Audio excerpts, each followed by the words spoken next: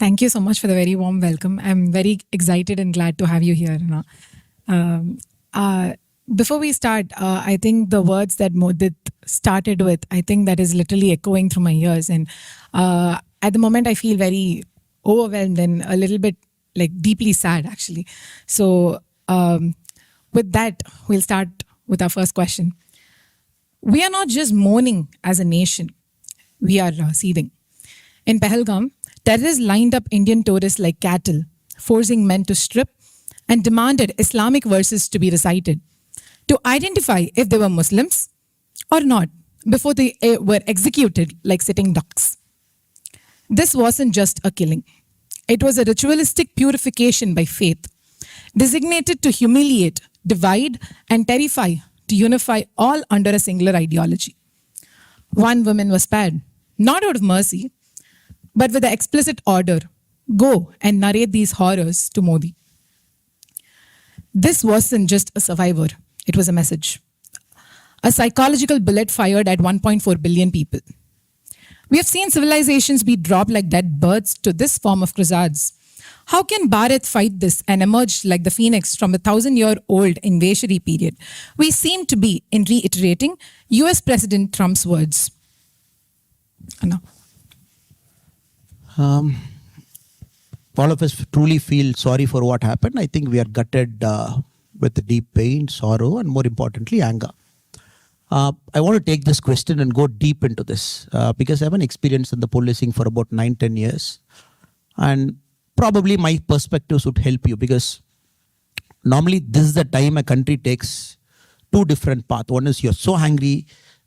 In anger, you always make wrong decisions. The other path is you carefully sit down, you calibrate, you understand what has gone wrong, you fix everything, and then you teach the enemy a lesson so that they don't forget in their life. So there are two ways of operating. And October 7, 2023, when the same thing happened, a similar thing happened in Israel. Hamas, a militant organization, Israel chose a path. We are seeing that path for the last 2 years. And right or wrong, Israel chose the hard path. Innocent lives were lost, but they hunted down criminals. That is a path for the whole world to study. Because collateral damage is very huge when a country acts in anger and the innocent lives will get lost. Before I get deep into it, I just want to, without of respect for my friends, I want to understand, is there any of my brothers and sisters from the Islamic community here? Anybody who's here? Okay. Okay, fine. Okay. Whatever I say is not against any religion and we are human beings. End of the day, none of us chose whether we should be born a Hindu or we should be born a Muslim or we should be born a Christian. None of us chose it. We were born into a way of life, and especially for Hindus, it is not a religion. We were born into a way of life. And Swami Vivekananda came to this very same country in 1893, and in the World Parliament of Religions, when everybody was speaking by turns. And Vivekananda got the opportunity to speak 17. Swami Vivekananda was waiting for his chance till 16 people spoke before him. And everybody who spoke before him said, I come from this religion, I come from this religion, this religion, this religion. Swami Vivekananda went to the stage. When he got his mic, he said, look, I don't want to call my way of life as a religion. But since everybody who came before me, they said, I come from this religion, this religion, this religion, I'm also forced to call my sect, my way of life as a religion. Probably I will call my way of life as the mother of all religion. So he gave that historic speech in the World Parliament of Religions in Chicago. With that spirit. So not against anybody. I absolutely believe all of us are same blood and everything. And again, with respect to Pakistan or any other country, it is for a certain people who make a mistake, it is wrong for us to brand the whole country as some. They have innocent people. Again, in Pahalgam, if you see the pony operator who got killed, who got shot dead, is a Muslim. And the first responders were Muslim, who came immediately there, who came without even thinking about their lives. They came in, they were Muslim. So in that context, I want to give an answer so that nobody should take my words out of context. So when I was doing my MBA in IIM Lucknow, I vividly remember November 26, 2008, my first year of MBA like you guys. I was eating in the mess in the morning. I was supposed to go to my class in the morning. Then the firing happened the previous day, 27th evening it started. And TVs were reporting that 2 people are firing. Sorry, I'm taking a longish answer for that, but it's very important for the kids to set things in context because we should not have anger in our heart. And if we act out of anger, we always act with stupidity. That is why I'm taking some extra time to answer this. Then it was like two gangs fighting. Next day morning, we saw, okay, terrorists have come in. They have sneaked in through the sea. Then my heart was so heavy watching that visuals in the morning. Then I went to my class. There's something that changed me as a person. I couldn't sit my whole class that day. The same Saturday, I took a train from Lucknow. I was doing my MBA in Lucknow. I took a train. I went to Delhi. My anger was, how can I fix it? I asked people, what is this? And what is it? Civil service, IPS, IAS, or whatever it is, how to do it. They said, go to Rajendra Nagar. So from Delhi, I went to Rajendra Nagar campus area. I was trying to search civil service institution. That's how my civil service journey began. It began out of anger. It began out of a sense of helplessness. It began that, look, my hands are tied. Somebody has come into my home. He has slapped at my people. They have gone back. And still we are not able to ask any questions. And the inefficiency of that whole process, the whole inefficiency, somebody going to a hospital, somebody going here, somebody going there, and people are butchered like anything. So I exactly know the people, your mindset right now. I had the same mindset 2008, about 17 years back. Later, and I got through the civil service when we were part of the National Police Academy. The RAND Corporation in US, they wrote a case study about the Mumbai attack, 26/11 Mumbai attack. They wrote a case study. It was so horrific to read that case study, wearing a uniform on my shoulder. This is a good 3-4 years later, 2011. I'm taking you to how Bharat was in 2008, November 26. When the terrorist operation was happening, we had the premium force which is supposed to go and act, called the National Security Guard, NSG at that point of time. We couldn't mobilize the NSG. Our intelligence was so bad, we didn't even know what was happening in Mumbai. The Americans had to call us and tell, look, terrorists are doing an attack in Mumbai, please be careful. The crisis management group of the cabinet, when they assembled, they also did not have a clue what is happening. Before we could mobilize our NSG in Gurgaon, bring a plane, because the plane went for servicing. There's no plane to lift them off. Before we could find a plane, we could find our NSG, put them in the plane, make them to take off to Mumbai. The Israelis had their plane landed in Mumbai.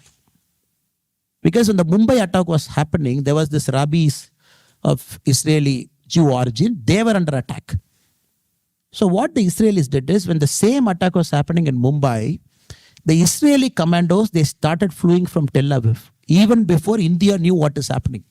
The plane was in the air. The Israel did not get clearance from India. They just said, look, my commandos are on the air. We are landing them in Mumbai in a couple of hours. You just give us permission. We will enter Mumbai. We will take care of your people also. That is the level of quality Israelis had. So you want to put things in perspective before we get anger, or anger drives us to make a decision. We were that bad.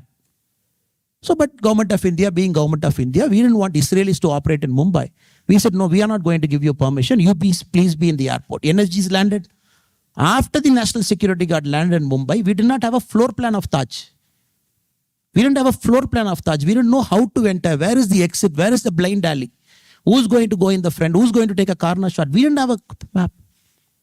People like Sandeep Unnikrishnan, such brave people, they fully entered knowing well they're going to take a bullet.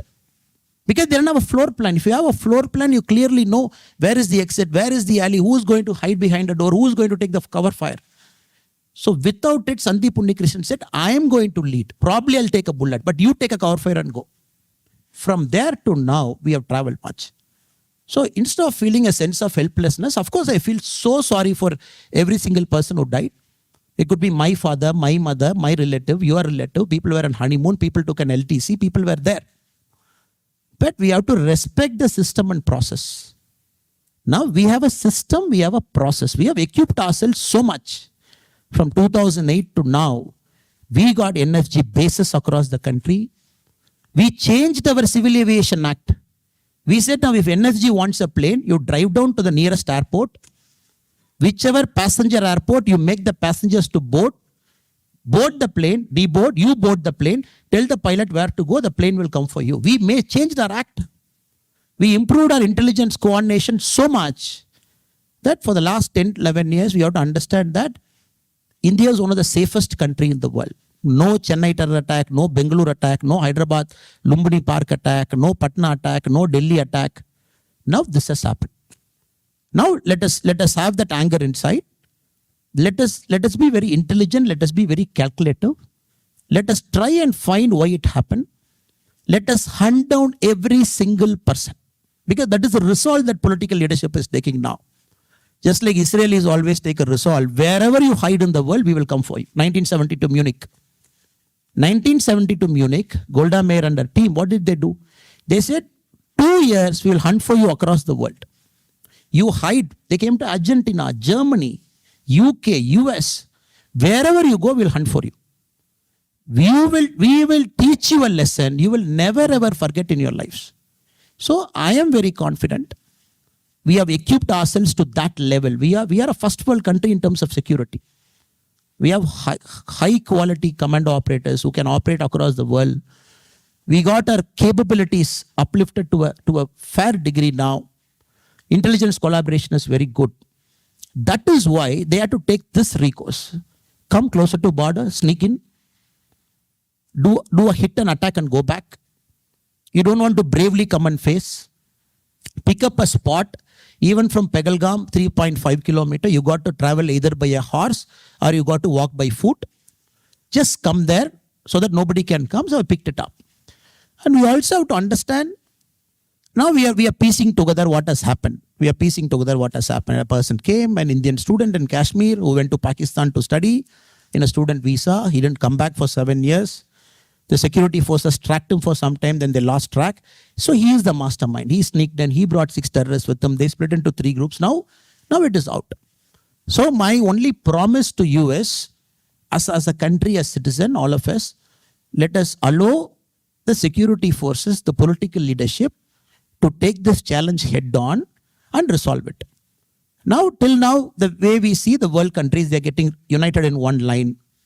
Except the China's unfortunate remark today. China said, Pakistan being a strategic country to us, and we don't fully believe what India's version is, and we want an independent person to come and check it.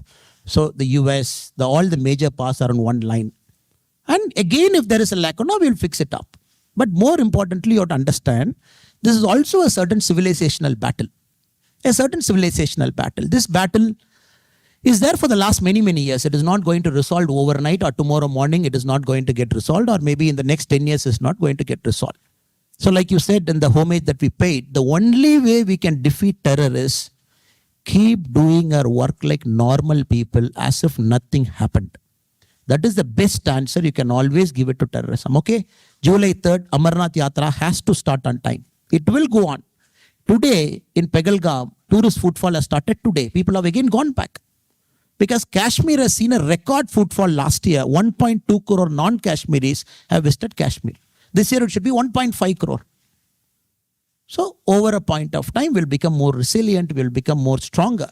And I am very, very confident that they'll be brought back. Normally for a prime minister, you got to give him that thing. When a prime minister says, look, I will teach them a lesson of their life, he will teach them a lesson of their life. So I feel very sorry for every single person, especially who got married a week back. Somebody from Shimoga, husband, wife and son going there, from Hubli, from Kurnool, from UP, from Maharashtra. Many people have gone to Kashmir for the first time in their life. So let us be cool, calm. Let us not get into that jingoist mode. And also make sure we don't brand an entire community. That is very, very important, because you are citizens of the future. And all of you are highly equipped, coming and studying. You are citizens of the future. And we should be very careful in our words, in what we speak, in what we do. That is what is expected of us. Keep that anger inside. Let that anger come out in productive way so that we make Bharat more stronger and more resilient. Thank you so much. Thank you.